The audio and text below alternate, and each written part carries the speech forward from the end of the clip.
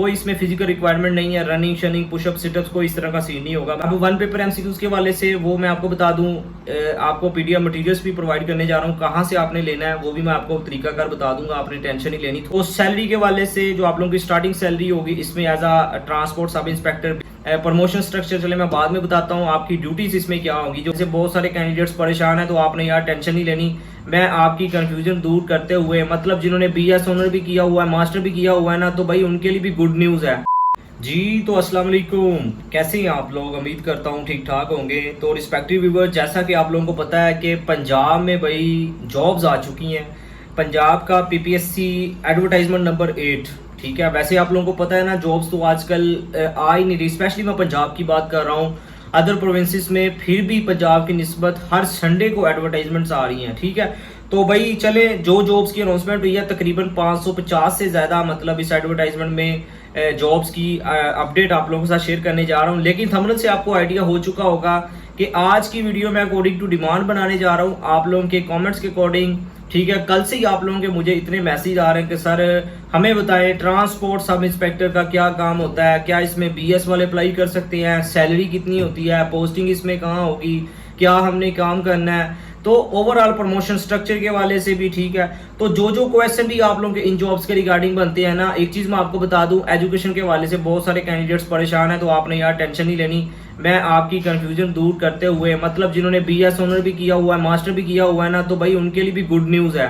तो आपने बेफिक्र होते हुए थोड़ा सा टाइम निकाल कर ये वीडियो वॉच कर लीजिएगा, अगर आपका दिल करता है, अगर आपको इन जॉब्स को मतलब इंपॉर्टेंस का पता है। आप लोगों को मैं ऑलरेडी बता चुका हूं, पंजाब में जॉब्स भाई नहीं आ रही, जो आ रही है ना तो अच्छे से सीरियस होकर भाई अपनी प्रेपरेशन करते हुए इन जॉब्स को सिक्योर करें। जो भी जॉब्स आ रही हैं तो अच्छी जॉब्स हैं काफ़ी, मतलब इसमें और भी जॉब्स हैं। मैं सबसे पहले आपको थोड़ा सा जो पावरफुल जॉब्स हैं इसके अलावा वो मैं आपको आइडिया दे दूं, ठीक है, ताकि आप उनमें भी अप्लाई करें। और ये जो ट्रांसपोर्ट सब इंस्पेक्टर की है ना, ये तो ऑफ कोर्स मैं आपको इंशाल्लाह 7 से 8 मिनट में कवर करवा दूंगा सारी इनकी डिटेल, पेपर पैटर्न, और सबसे मोस्ट इंपॉर्टेंट मैं आपको इनका जो पेपर पैटर्न होगा उसके हवाले से, जो असिस्टेंट का होगा, और फर्दर वन पेपर एमसीक्यूज के हवाले से पीडीएफ मटेरियल्स भी प्रोवाइड करने जा रहा हूँ, ठीक है। तो आपने जरा भी टेंशन नहीं लेनी, बस चिल करते हुए वीडियो को एंजॉय कीजिएगा। देखें, ट्रांसपोर्ट सब इंस्पेक्टर का मैं आपको इसके बाद बताता हूं, लेकिन उससे पहले ये फैसलाबाद वालों के लिए बड़ी अच्छी अपॉर्चुनिटी। अगर आप फैसलाबाद डिवीजन से बिलोंग करते हैं, फैसलाबाद के सिटीजन है, मतलब आपका डिस्ट्रिक्ट बनता है, आपकी तहसील बनती है, तो भाई ये असिस्टेंट की, जूनियर क्लर्क की, डीसी ऑफिस की जॉब्स हैं, बड़ी पावरफुल जॉब है। डीसी के साथ आपने जाना है, ठीक है। चाहे आप जूनियर क्लर्क भी भर्ती होते हैं ना, तो वो भी नॉर्मली क्लर्क, जो क्लरिकल स्टाफ है ना, वो भी क्लर्क के मतलब डीसी ऑफिस के साथ ना, मतलब आ रहा जा रहा होता है, तो इसलिए असिस्टेंट तो ऑफकोर्स साथ होगा, ठीक है। तो बड़ी पावरफुल जॉब है, आपके अपने शहर में पोस्टिंग होगी, कंपटीशन भी इसमें ज्यादा नहीं होगा, ये चीज आपने नोट कर लेनी है। देन इसके अलावा भाई बोर्ड ऑफ जो लाहौर की है, लाहौर बोर्ड में असिस्टेंट की स्पेशली जो जॉब्स की अनाउंसमेंट हुई है 24 आई थिंक उसमें सीट्स बनती हैं, तो इसमें हर तरह के कैंडिडेट्स अप्लाई कर सकते हैं। इसमें भी आपने जरूर अप्लाई करना है, ऑल ओवर द पंजाब के इसमें कैंडिडेट्स अप्लाई कर सकते हैं। लेकिन एक चीज बस आपने नोट करनी है, 40 वर्ड पर मिनट स्पीड भी निकालनी है आपने टेस्ट के बाद। तो अगर टाइपिंग अच्छी है, बेसिक लेवल आपका स्ट्रॉन्ग है, टाइम आपके पास तकरीबन 1 माह का मिल जाएगा, 1 से 1.5 माह का, तो भाई टाइपिंग को भी आपने मद्देनजर रखते हुए अप्लाई करना है, राइट। दैन इसके अलावा और भी काफ़ी जॉब्स हैं, लेकिन जो मेन जॉब्स हैं ना वही मैं आपको बताऊंगा, ज़्यादा मतलब आपका टाइम वेस्ट नहीं करने मतलब होने दूंगा। दैन इसके अलावा water management wing and agriculture department की जॉब्स हैं, इसमें BS 17 आपको दिया जाएगा, 92 पोस्टें बनती हैं, 92 पोस्टें।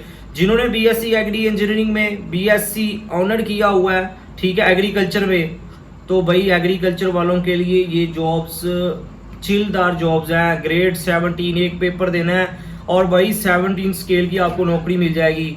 तो सब्जेक्ट रेलिवेंट जॉब्स है, जिन्होंने एग्रीकल्चर में मतलब अपना 4 साल डिग्री की हुई है, तो भाई उनके लिए ये मौजे है उनके लिए।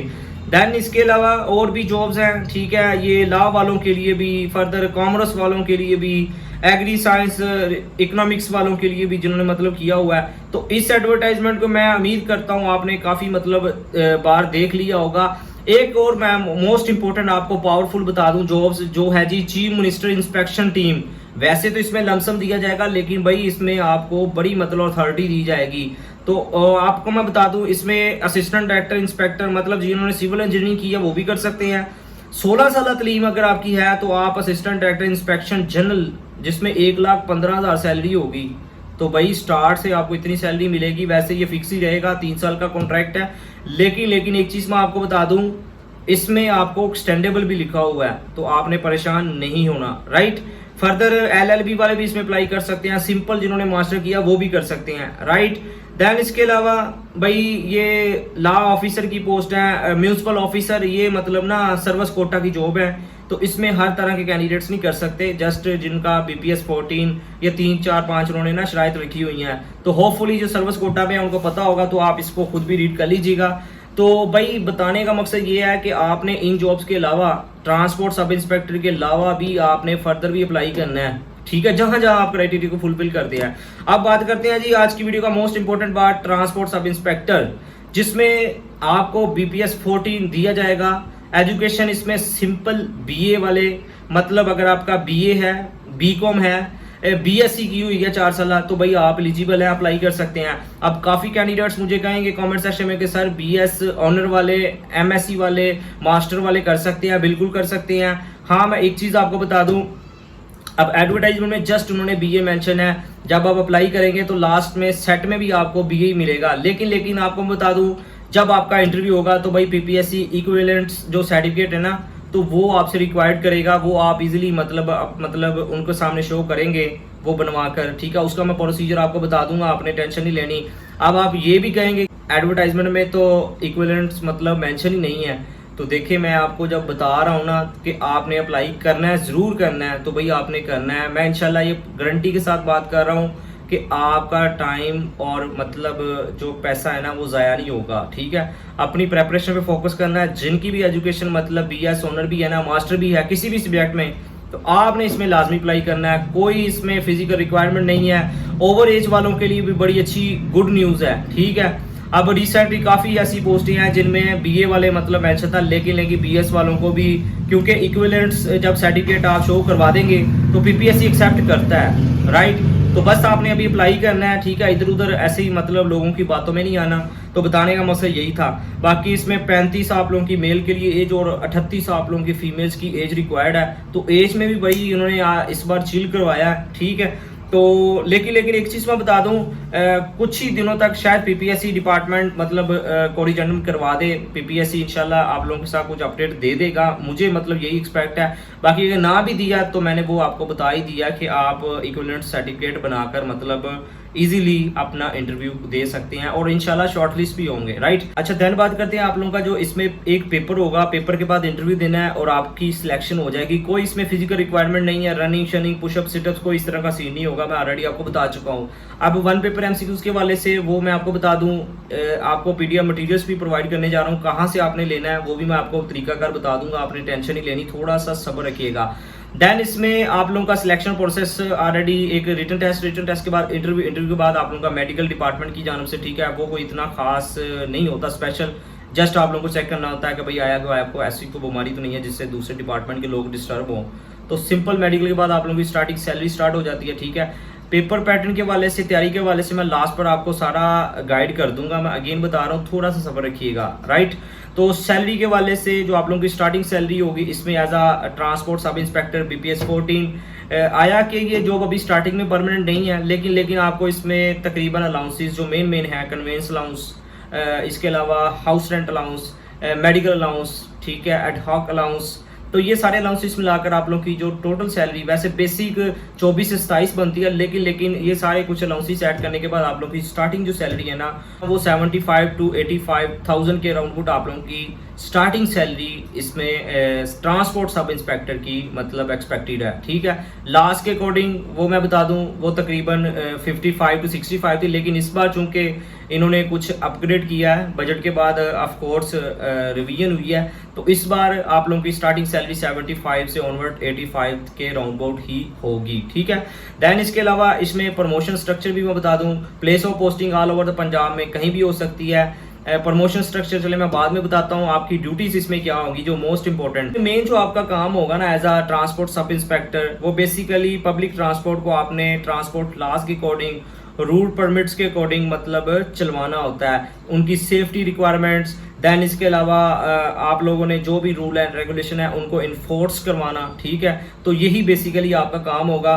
बाकी इसमें मतलब मेन जो काम है वो मैं आपको थोड़ा सा आइडिया दे देता हूँ। आपने मॉनिटरिंग भी करनी होती है, आया कि जहाँ भी मतलब पब्लिक ट्रांसपोर्ट है वहाँ देखना है कि भाई पूरी तरह मतलब लोगों को फैसिलिटेट किया जा रहा है। बाकी चलान रिपोर्टिंग, ठीक है, मतलब जो भी आपने ऊपर वाले जो आपके असिस्टेंट इंस्पेक्टर बैठे हुए हैं उनको आपने जो भी डेली टू डेली या वीकली आप लोगों की डेटा शेयरिंग है, ठीक है, वो आप लोगों ने ज़्यादातर डेली होती है, ठीक है, वो आपने प्रोवाइड करनी है। इसके अलावा field inspection, vehicle condition check, ठीक है, जो पब्लिक ट्रांसपोर्ट है उनकी कंडीशन वगैरह आप रैंडमली चेक कर सकते हैं कहीं भी जाकर।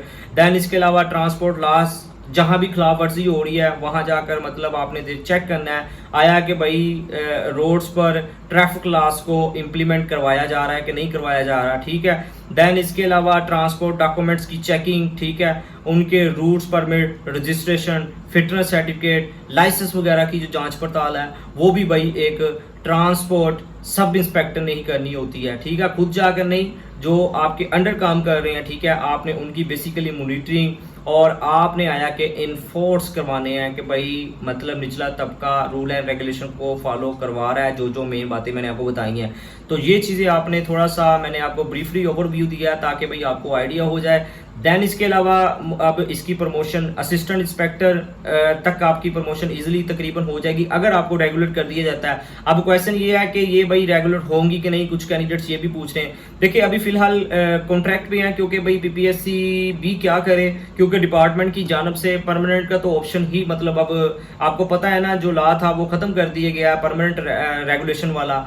तो अब इसी वजह से पीपीएससी थोड़ा सा लेट भी मतलब एडवर्टाइजमेंट दे रहा है क्योंकि डिपार्टमेंट की जानब से एक तो वैसे भी वैकेंसीज का खात्मा किया जा रहा है, ठीक है।